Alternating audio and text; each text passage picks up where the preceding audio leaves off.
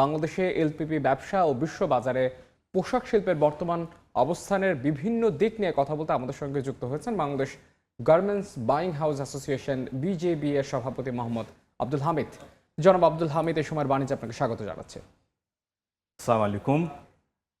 আমি বিজিবি এর প্রেসিডেন্ট হিসাবে আমার ইসি বোর্ড এবং আমার সম্মানিত সকল সদস্যবৃন্দের পক্ষ থেকে আপনাকেও ধন্যবাদ, সময়টবিকে ধন্যবাদ। আমরা আসলে যেটি জানতে চাচ্ছি যে পোল্যান্ডের এলপিবির যে আমরা প্রতিবেদনটি দেখলাম, এটা আসলে বাংলাদেশের যেমন একটি বড় অংশ আসলে আমরা পোশাক খাত রিলেটেড আমাদের অর্থনীতি, সেখানে আসলে এত বড় একটি প্রতিষ্ঠান যখন তারা পণ্য ক্রয় করেও তাদের যে অসহযোগিতা আমরা পাচ্ছি, এই বিষয়টিকে আপনি কিভাবে দেখছেন এবং এতে আসলে আমাদের এই পোশাক শিল্পে কতটুকু প্রভাব পড়তে পারে বলে আপনি মনে করছেন?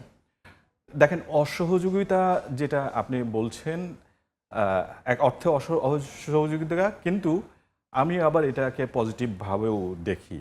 যে আপনারা জানেন যে একটি সময়ে এলপিপি ইউক্রেন যুদ্ধের পরে রাশিয়ান পার্টে তারা ফিশ রিটেলারের কাছে মাল হস্তান্তর করতে বলে। এর মাঝে তারা আরেকটি কোম্পানিকে ইনভলভ করতে চেয়েছিল, সেটা হলো লোগো ট্রেড। সেই লোগো ট্রেড সম্পর্কে আমাদের ওরকম ধারণা ছিল না। তখন আমরা এলপিপিকে বলি যে লোগো ট্রেড আসলে আমরা চিনি না, যেহেতু ওর মাধ্যমে আমরা কিভাবে গ্যারান্টি পাবো পেমেন্ট নিয়ে। তখন এলপিপি বলল, পেমেন্টের গ্যারান্টি তো তোমরা এটা নিয়ে দুশ্চিন্তা করো না। তারপরেও আমরা এটা রাজি না হওয়ার পরে এর মাঝখানে আসলো ফিশ রিটেলারে এলপিপি এর তত্ত্বাবধানে, এবং এলপিপি এটা গ্যারান্টি দিল যে পেমেন্ট তারাই করবে। গত 1.5 বছর ধরে এই শিপমেন্টগুলো হয়েছে, কিন্তু আজ পর্যন্ত পেমেন্টগুলো আসে নাই। আমরা এলপিপির কাছে কন্টিনিউ এই ব্যাপারে আমার সদস্যরা চিঠি দিয়েছে, ইমেল করেছে, এবং তারা রেসপন্সও করেছে যে এটার একটা সমাধান হবে। কিন্তু 1.5 বছর পার হয়ে যাওয়ার পরও কিন্তু এর সমাধান হয়নি। আলটিমেটলি যখন সমাধান হয়নি, তখন আমার কিছু কিছু সদস্য তারা আইনের আশ্রয় নেয়। যখন আইনের আশ্রয় নিল, তখন তারা এটাকে সিরিয়াসলি নিল। একটু সম্পূরক প্রশ্ন করতে চাই জনাব হামিদ, আসলে এই সময়টা 1.5 বছর গড়ালো কেন? এটা কি আরো আগে এটা আইনের আশ্রয় নেওয়া যেত কিনা, বা আপনারা আরো আগে তৎপরতা দেখাতে পারতেন কিনা, সেই সুযোগটা কি ছিল? যেহেতু সময়টা 1.5 বছর তো একটা অনেক বড় সময়।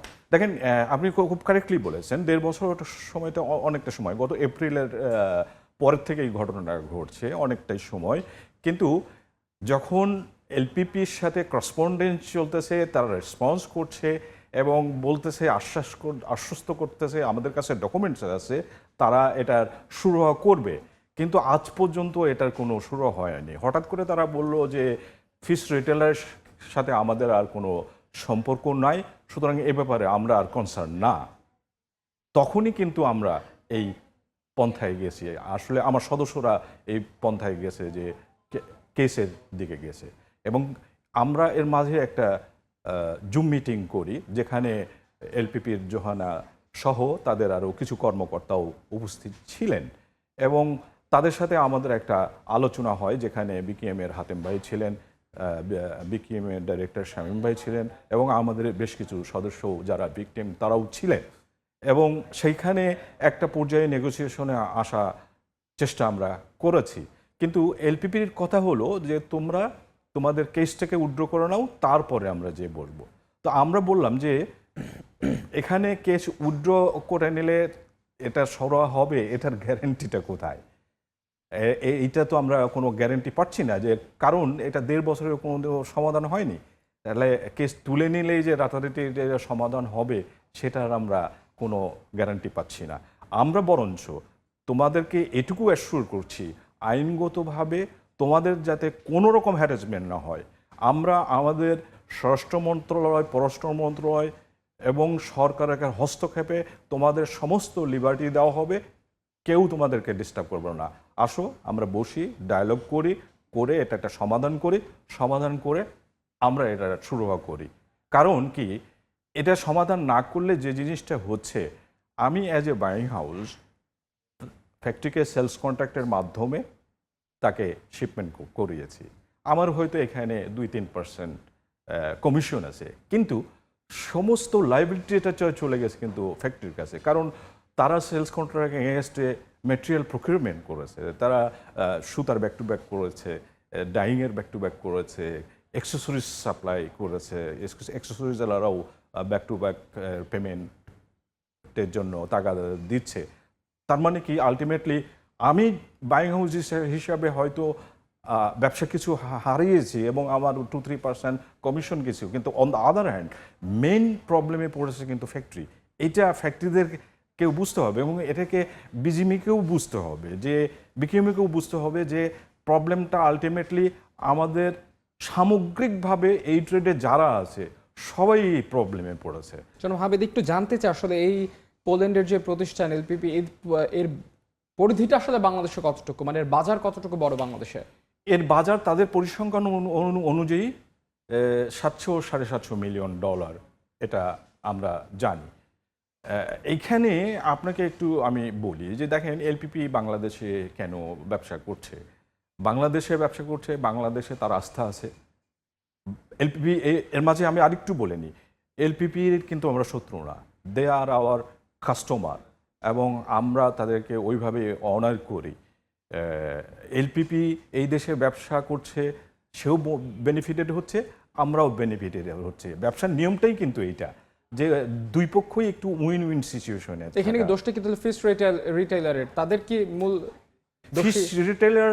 তো এইখানে একটা জিনিস হয়েছে কি, ফিশ রিটেইলারকে আমরা চিনছি তো এলপিপির মাধ্যমে, এবং এলপিপির ইনস্ট্রাকশনেই কিন্তু ফিশ রিটেইলারে যাওয়া হয়েছে। যে কারণ কেন, যে ইউক্রেন রাশিয়ার যুদ্ধের কারণেই এটা হয়েছে, এবং এলপিপি সাজেশন দিয়েছে বলেই কিন্তু ফিশ রিটেইলার এখানে। এখন এলপিপি এর দায় নিতে চাচ্ছে না, এখন এলপিপির এটা দায় নিতে চাচ্ছে না। তবে রিসেন্ট পাস্ট আমরা যারা ক্লেমার তাদেরকে মেল দেওয়া হয়েছে যে ওকে আসো আমরা একটা নেগোসিয়েশন করি, 50% ডিসকাউন্ট আমরা ব্যবস্থা করি, তোমরা এটাকে রিজলভ করো, এই কেসটাকে উইথড্র করো, করে এটা একটা সমাধানে যায়।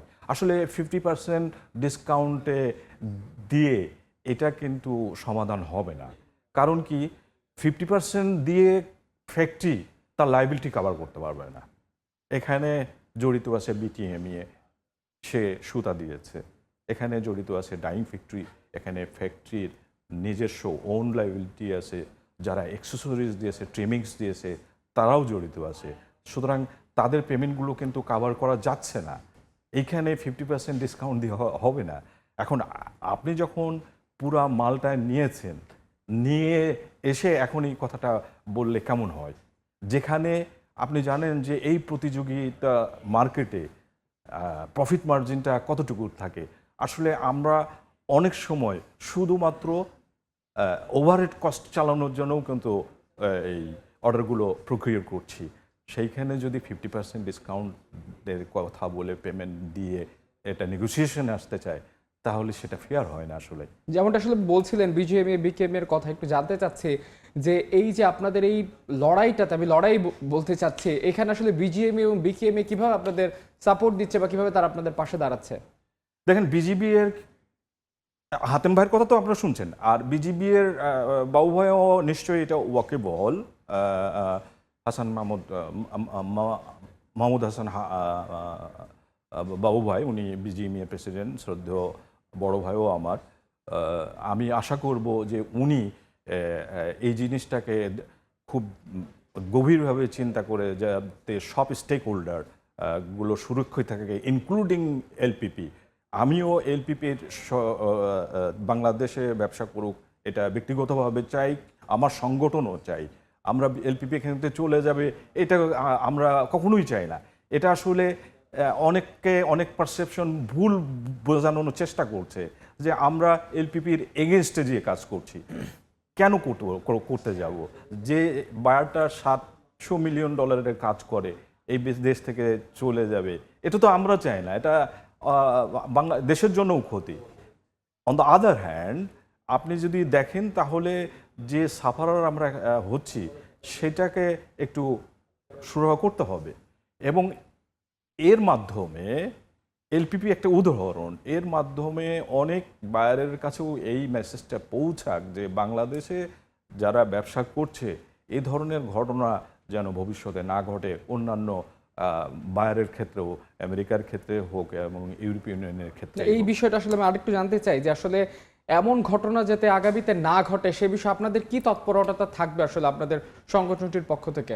শুধু আমাদের সংগঠনটি না, এই তৎপরতাটা আপনাকে অ্যাড্রেস করতে হবে সব কর্নার থেকে।